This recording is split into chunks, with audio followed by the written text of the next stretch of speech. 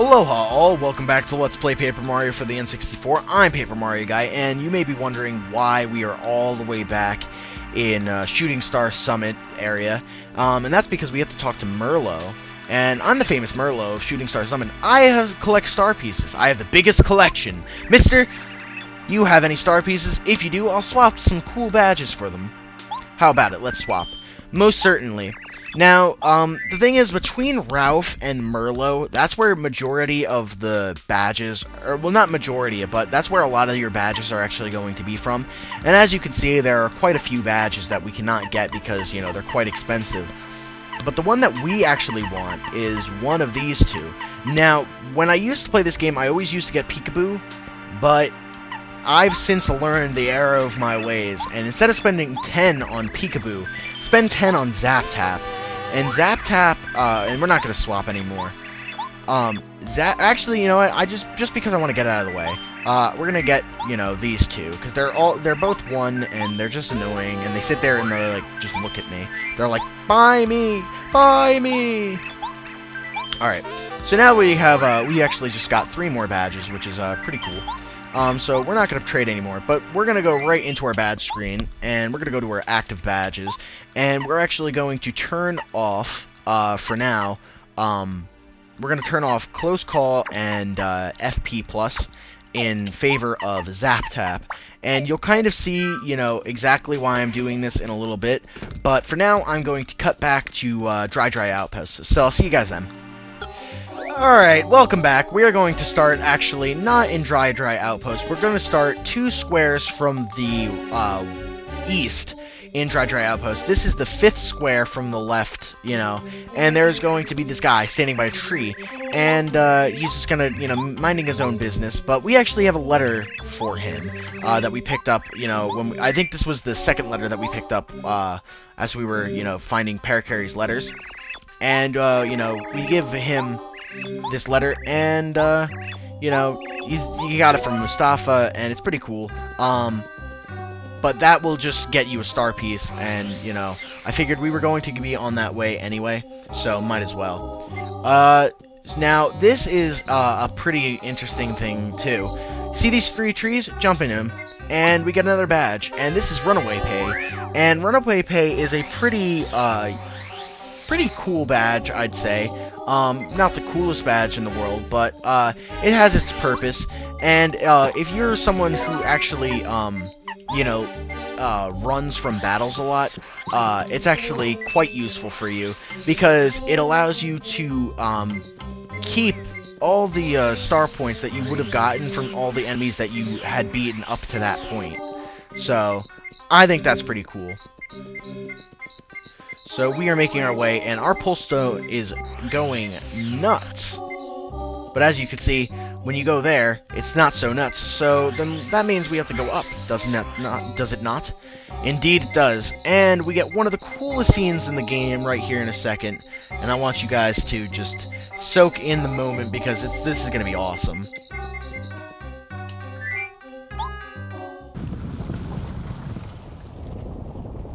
It's like Aladdin.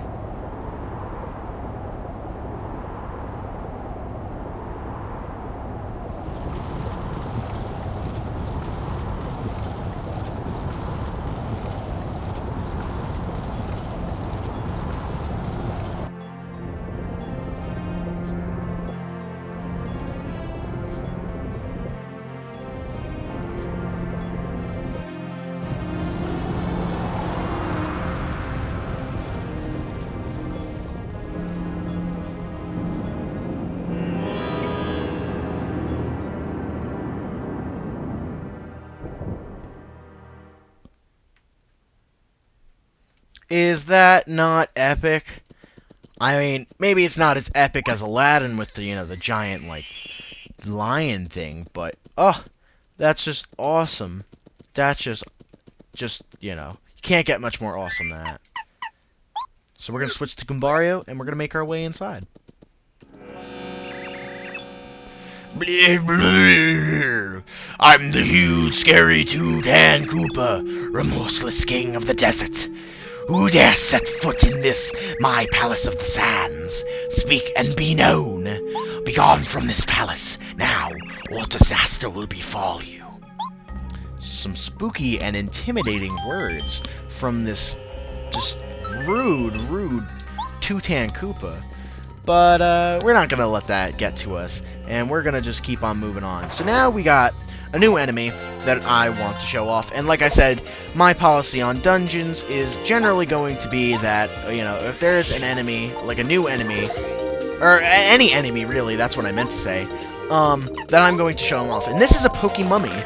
And Pokemummies are mummies that are dried out, and they become mummies when they came to live in the ruins.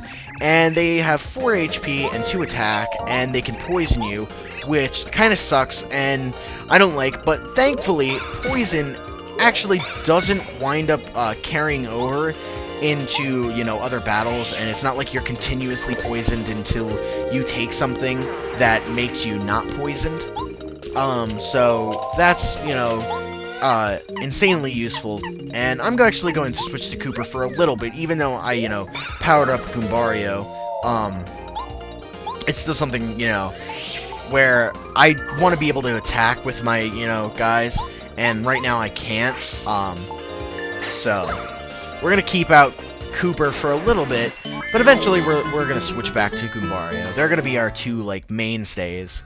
And here's a perfect example of that spell that we got in the last episode, where now, we actually got quite a bit of, coins because of that. And coins, believe it or not, are actually pretty useful. You're gonna need a lot of coins, later in the game, so might as well stock up on some of them now, and, get it out of the way. So, you know, not so bad.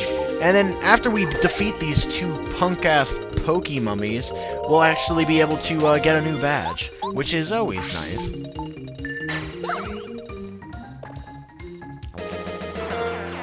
Oh, I got poison. See, that's what I don't like to see. And you'll lose 1 HP each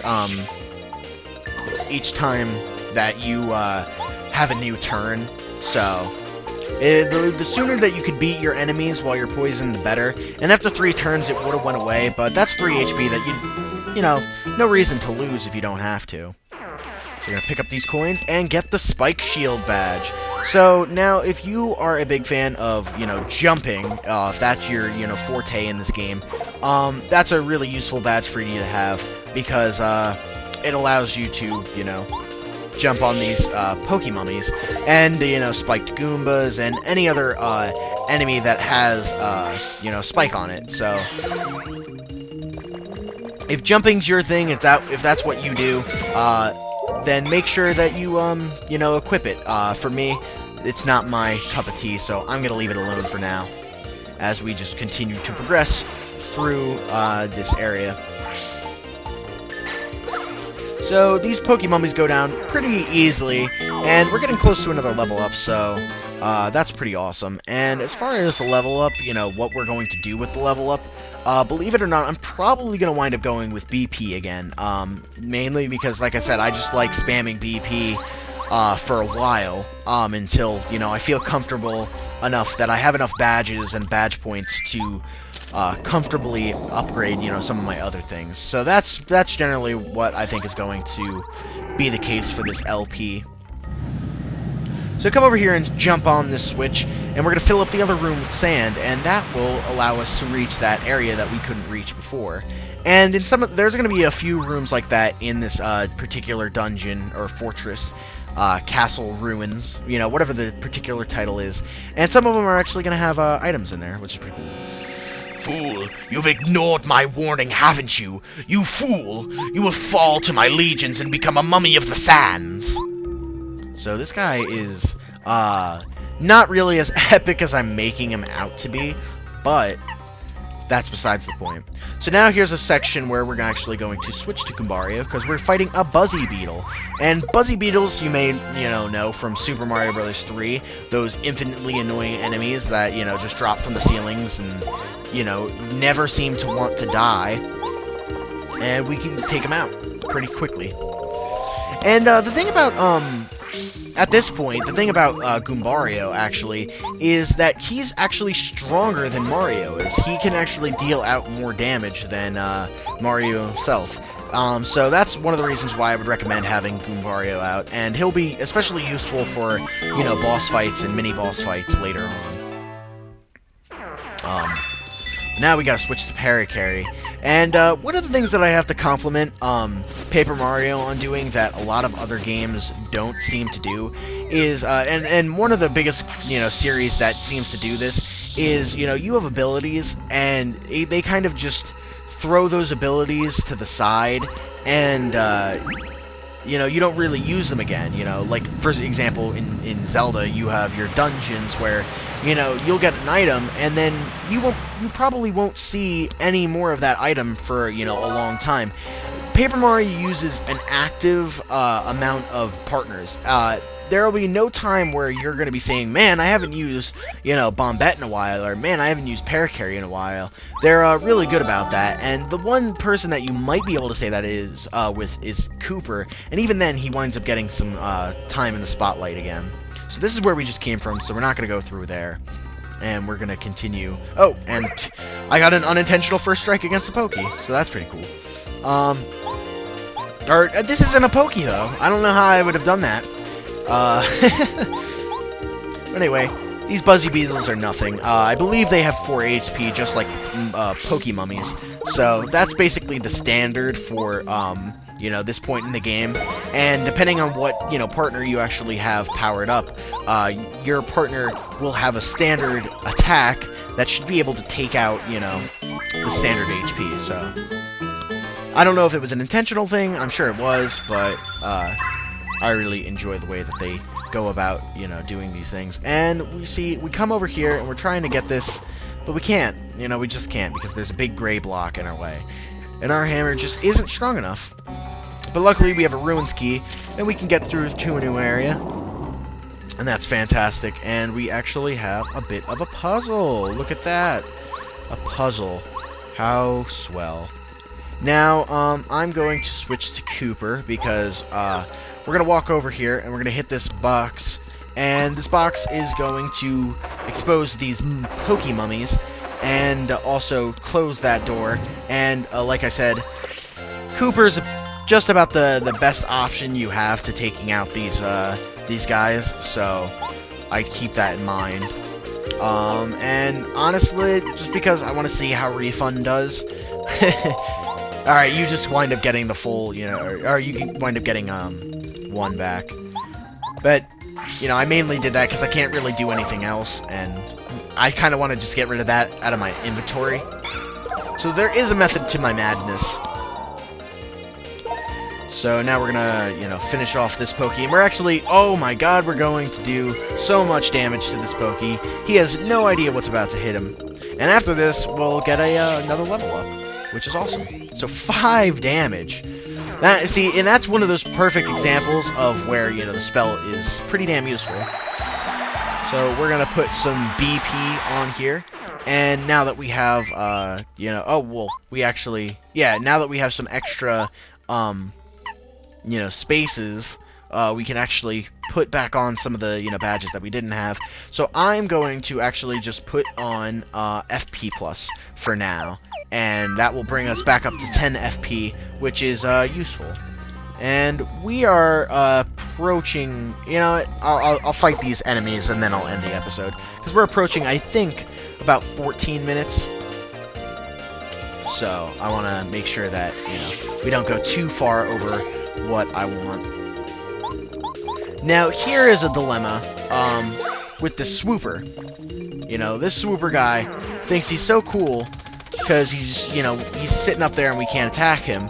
And that actually, I should have probably, you know, held on to that particular Dusty Hammer, because that would have brought it down. But no problem. We have our trusty friend Parakarry, who can attack enemies like that. And with a nice little dodge, Swooper actually kills himself. And now we can progress. We have one more Pokey to deal with, and we're going to deal with him, you know, hopefully pretty quickly. And thank God we have What's-His-Face out still, so we can take care of that Swooper at the same time.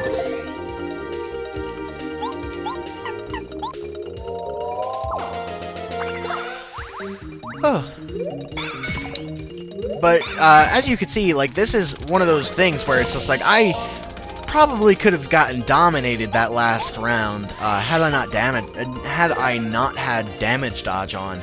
And because I have damage dodge, I was actually able to, you know, pretty effectively keep myself from taking any damage. So it's just a matter of getting good at the action commands, and also, you know, having the right badges equipped. And it's one of those things where it's just like, if I didn't have, you know, the badges that I have equipped, then, you know, I'd probably be down underneath 10 HP right now. So, that's all I'm gonna say. But we defeated all these Pokies, so now we actually, unlock a Ruins key, and, that seems like a good place to stop this episode. So, in the next episode, we will continue through Dry Ruins in hopes of saving our second Star Spirit. If you enjoyed this video, be sure to give it a thumbs up, and stay tuned next time. So, see you then.